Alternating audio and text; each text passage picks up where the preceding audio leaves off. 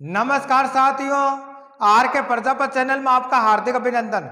आज का जो हमारा विषय है कक्षा 12 भौतिक विज्ञान फिजिक्स एनसीईआरटी का सिलेबस है और राजस्थान माध्यमिक शिक्षा बोर्ड अजमेर द्वारा संचालित कक्षा 12 की जो भौतिक विज्ञान की पाठ्य पुस्तक है उसका अध्याय नंबर 1 है विद्युत आवेश तथा क्षेत्र, जिसका अभ्यास फर्स्ट है और अभ्यास फर्स्ट का प्रश्न 1.13 है।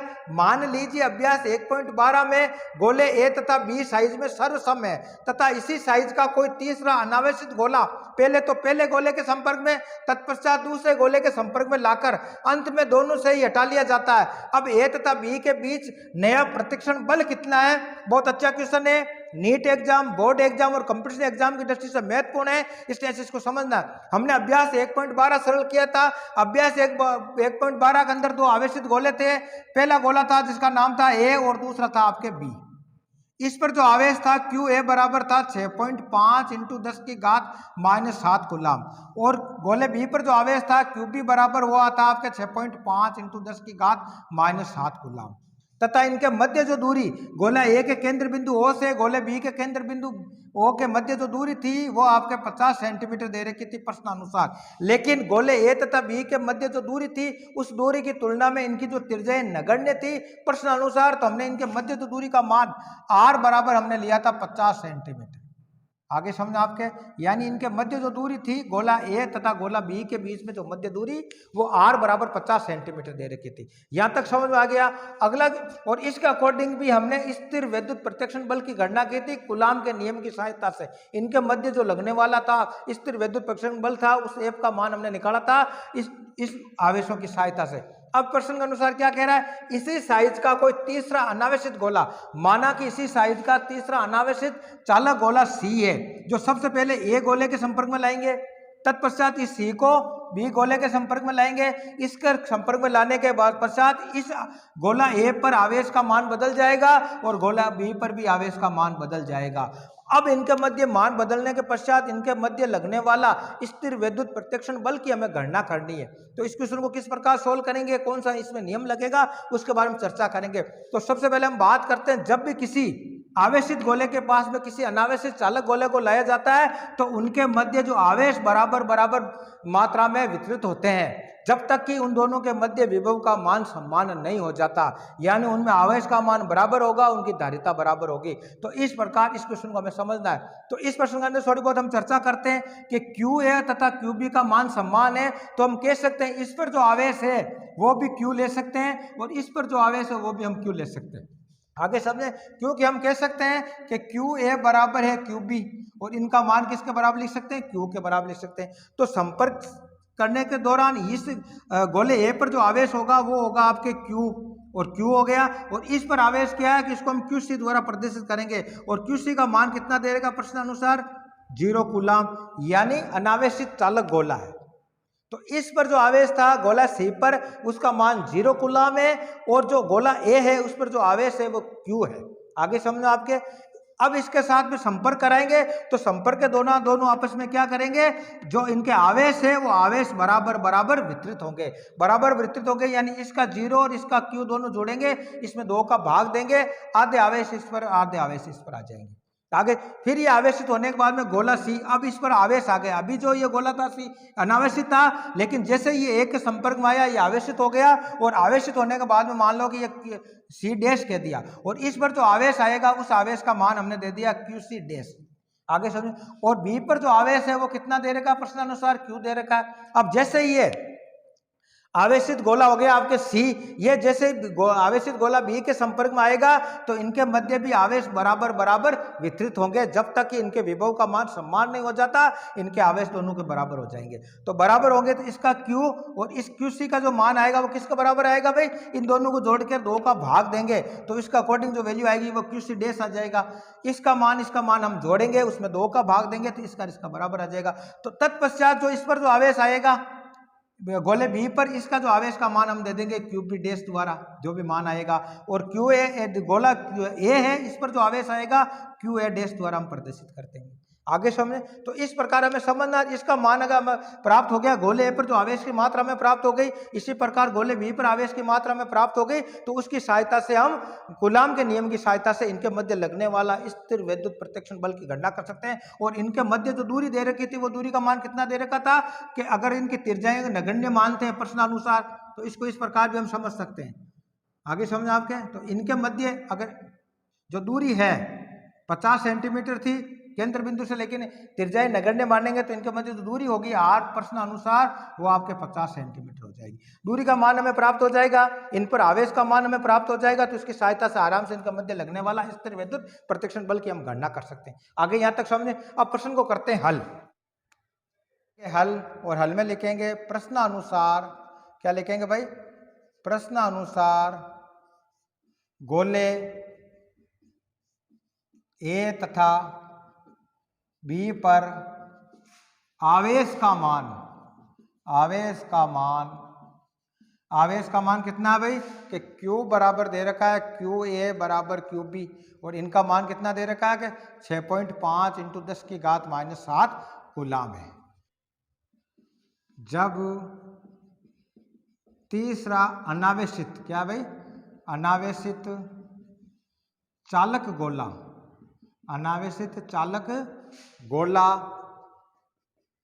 माना कि सी, कौन सा गोला, सी गोला, तो चालक गोला क्या लिखेंगे, जब तीसरा अनावेशित चालक गोला माना कि सी को गोले ए के संपर्क में लाया जाता है,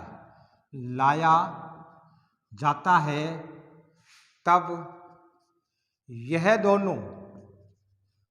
दोनों आवेश बराबर वितरित करेंगे।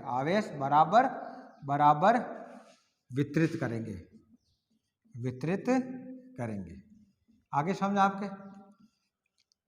प्रश्नानुसार गोले ए तथा बी पर आवेश का मान Q बराबर कितना है, 6.5 × 10⁻⁷ कूलाम है।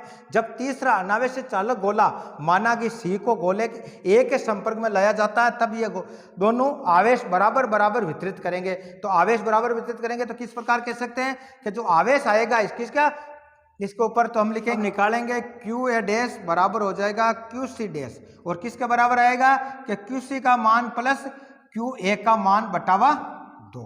आगे समझ में। अब देखो क्यूसी का मान कितना दे रखा है, क्यूसी का मान है 0 कूलाम, तो 0 लिख दिया। क्यूए का मान कितना है कि क्यूए का मान है क्यू के बराबर, हमने लिख दिया क्यू अपॉन कितना 2 लिख दिया। तो वैल्यू कितनी आएगी, क्यू बटावा 2। तो हम कह सकते हैं क्यू ए डैश का मान भी हो गया क्यू बटावा 2, तो यहाँ हम लिख सकते हैं क्यू बटावा 2। आगे समझे। और क्यू ए डैश का मान, क्यू सी डैश का मान कितना है, क्यू सी डैश का मान भी कितना है, यहाँ लिख सकते हैं कि क्यू बटावा 2। आगे आपके समझ में।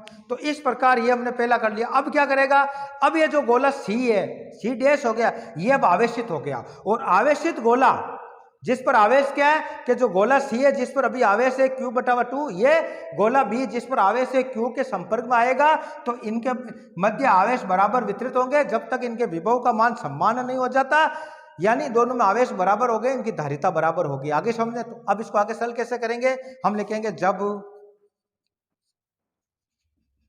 गोला सी जिसका आवेश कितना आ गया भाई, उसका आवेश आ गया Q बटावा 2 है, जब यह गोले B जिसका आवेश क्या है भाई कि QB बराबर है Q है के संपर्क में लाया जाता है, तब यह दोनों आवेश बराबर क्या लिखेंगे, बराबर वितरित करेंगे। क्या लिखेंगे, वितरित करेंगे। आगे समझे। क्या लिखेंगे, जब गोला सी जिसका आवेश क्या हो गया भाई अभी Q बटावा 2, यानी Q बटावा 2 हो गया, जब ये गोला बी जिसका आवेश कितना है Q के संपर्क में लाया जाता है, तब ये दोनों आवेश बराबर वितरित करेंगे जब तक इनके विभव का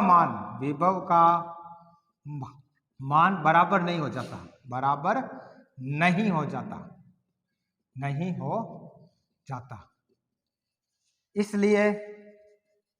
इसलिए आवेश बराबर है, क्या लिखेंगे, इसलिए आवेश बराबर है और इनकी धारिता बराबर है, इनकी धारिता बराबर है।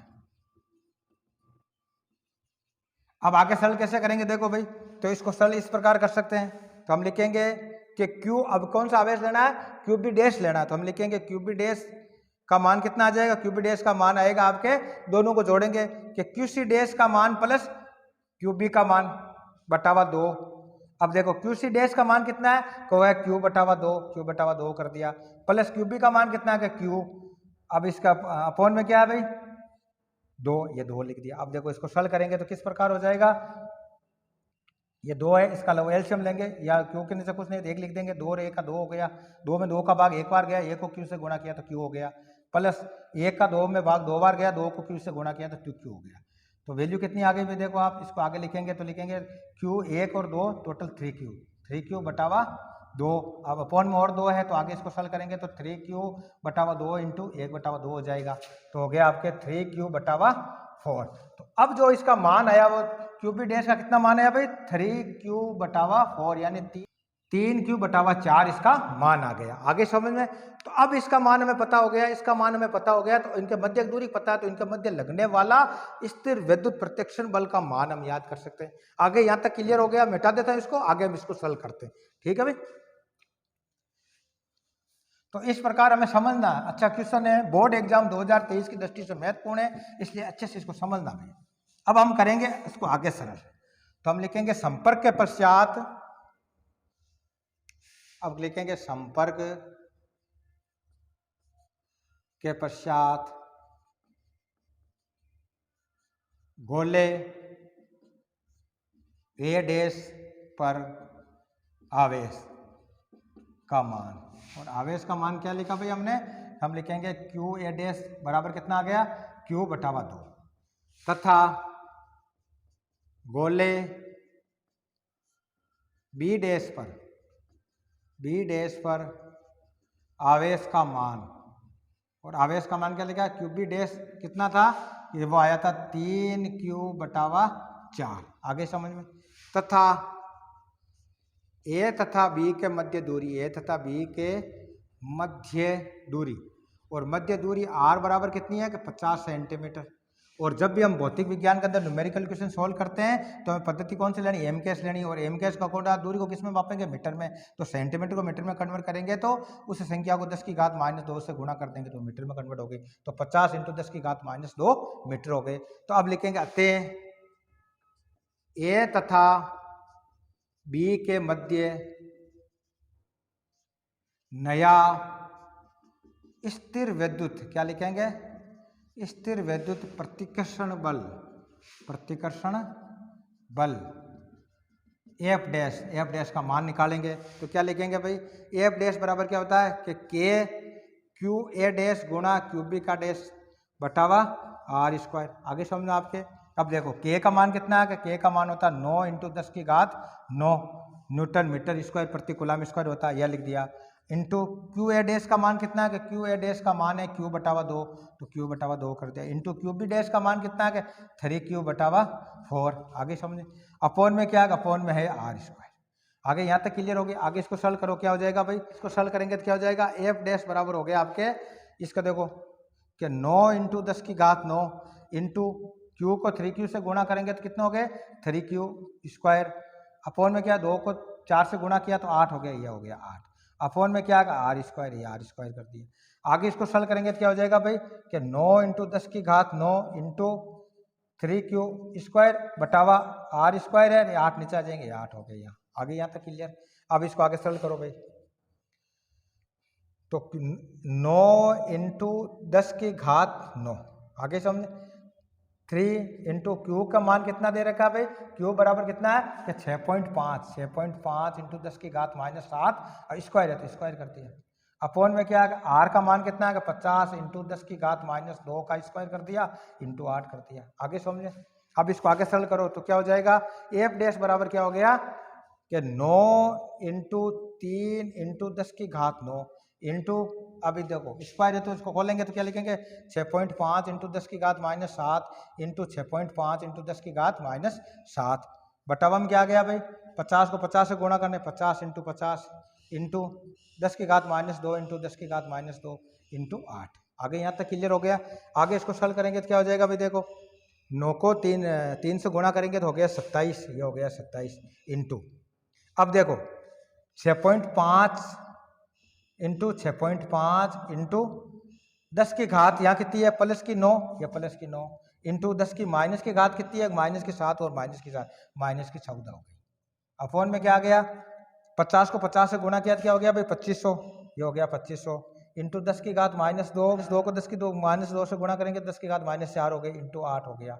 अब देखो 2500 की बाद में 2 शून्य है, जब 25 के बाद में 2 शून्य है तो क्या करेंगे 25 इंटू 10 की घात 2 कर देंगे तो क्या हो जाएगा भाई, आगे इसको सरल करेंगे। देखो और एक बात और भी देख लो आप, इसका पॉइंट हटाना है, ये पॉइंट हटाया ये 10 आ गया, ये पॉइंट हटाएंगे ये इंटू 10 कर दिया, आगे समझ में। अब देखो आप किस प्रकार करेंगे कि 27 गुणा 65 गुणा 65 गुणा, अब 10 की घात क्या है प्लस के 9 और माइनस के 14 तो कितने बच गए -5 बच गए, 10 की घात -5 कर दिया। अपॉन में देखो हम लिखेंगे इस प्रकार लिखेंगे 25 इंटू 10 की घात 2 इंटू 10 की घात -4 इंटू 8 इंटू 10 की घात 2, आगे समझ आपके। अब देखो एक मान, अब देखो 10 की घात +2 10 की घात +2 प्लस प्लस के 4 हो गए 10 की घात और माइनस की 4 हो गई तो यह यहाँ ही कट जाएगी, ये इसको इस प्रकार काट सकते हैं, आगे समझे। और 5 से कट जाएगा 25 5 बार और ये 13 बार, इसी प्रकार ये 5 है ये 13 बार 13 5 65। अब अपॉन में क्या 8 बच गया। अब इसको इस प्रकार लिख सकते हैं क्या हो गया कि 27 गुणा 13 गुणा 13 गुणा 10 की घात -5 बटावा 8 आ गया, आगे समझ। अब इसको आगे सरल करते हैं, इसको मैं मिटा देता हूँ। तो इस प्रकार हमें इसको करना है क्वेश्चन, और बोर्ड एग्जाम की दृष्टि से महत्वपूर्ण है और इस प्रकार इनका मान हमें याद करना है। अब आगे सरल करो क्या हो जाएगा भाई कि एफ डैश बराबर हो गया आपके 27 गुणा 13 को 13 से गुणा किया तो 169 इंटू 10 की घात -5 बटावा 8। अब 169 को 27 से गुणा करना है तो करो भाई, तो 169 गुणा 27, 7 नम 63 का 3 बच गया 6, 7 संग 42 और 6 48 का 8 बच गया 4, 7 एकम 7 और 4 11 इंटू, अब 2 से करेंगे 9 दूनी 18 का 8 बच गया 1, 6 दूनी 12 और 1 13 बच गया 1 2 और 1 3, तो जोड़ो 3 8 8 16 का 6 और ये हो गया 3 और 1 4 1 5 और ये 4 45 63, क्या हो गया भाई 45 63। तो हम लिखेंगे एफ डैश बराबर हो गया आपके 4563 इंटू 10 की घात -5 बटावा 8।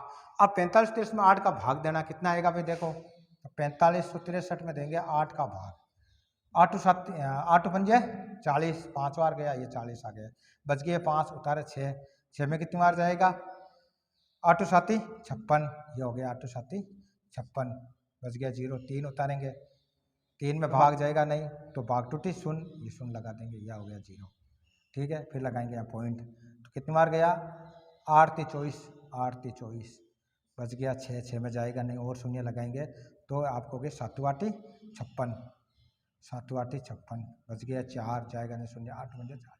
तो ये जो वैल्यू आई कितनी आई भाई आपके, तो हम लिखेंगे एफ डैश बराबर आ गए आपके 570.375 इंटू 10 की घात -5 न्यूटन, यह बल का मान आया। अब इसको सार्थक रूप में लिखेंगे तो क्या लिखेंगे कि एफ डैश बराबर हो गया आपके पॉइंट, क्या किस प्रकार लगा सकते हैं पॉइंट, अभी 3 के बाद में तो 2 के बाद में पॉइंट लगाते हैं, अभी पॉइंट कितने के बाद में 1 2 3 के बाद पॉइंट है तो हम पॉइंट 1 के बाद में लगाते हैं तो क्या हो जाएगा 5.7। अब आगे लिखने की जरूरत नहीं है, सार्थक रूप में लिखे 5.7 इंटू, अब 10 की घात कितनी हो जाएगी कि 10 की घात -5 है, 2 के इसके आधार पर हो गई तो 10 की घात -3, ये हो गई 10 की घात -3 न्यूटन, ये इसका आंसर आ गया, आगे समझे। तो इस प्रकार कह सकते हैं इनके मध्य जो प्रत्यक्षण का जो बल लगेगा स्थिर वैद्युत बल, वो क्या कितना होगा कि एफ डैश बराबर आएगा आपके 5.7 इंटू 10 की घात -3 न्यूटन। तो इस प्रकार आज के वीडियो के अंदर हमने अध्याय फर्स्ट का अभ्यास फर्स्ट का 1.13वां क्वेश्चन सोल्व किया। कल के वीडियो के अंदर अगला क्वेश्चन सोल्व करेंगे। धन्यवाद।